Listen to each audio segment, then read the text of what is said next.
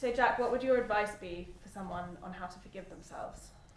Do you know what? When you've asked me that question of how do we forgive ourselves, that's just literally taken me back to my old days in recovery when I was getting clean and sober.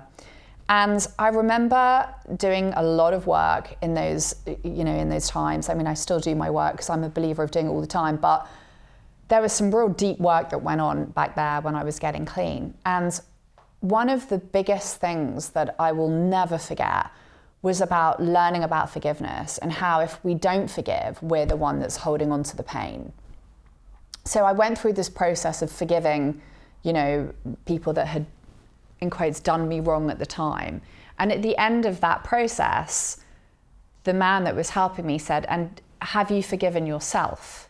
And I just remember thinking, oh my gosh, like I hadn't realized that unless I had forgiven myself for the wrongs that I thought I had done, I was never going to move forward.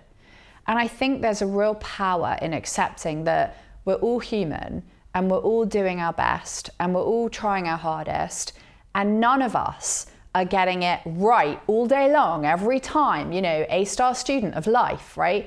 We all fuck up because we're human. The key is that when we do fuck up, we learn from our mistakes, right? That's how we elevate and that's how we grow. But you cannot hold on to, I hate myself, I'm terrible, I can't believe I did that, because then you're never going to learn and you're never going to grow. So that's how you forgive yourself. And if you don't forgive yourself, you just don't elevate.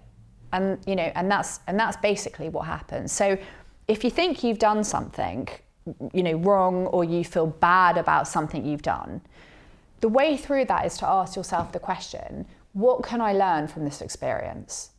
And that is the key to our growth.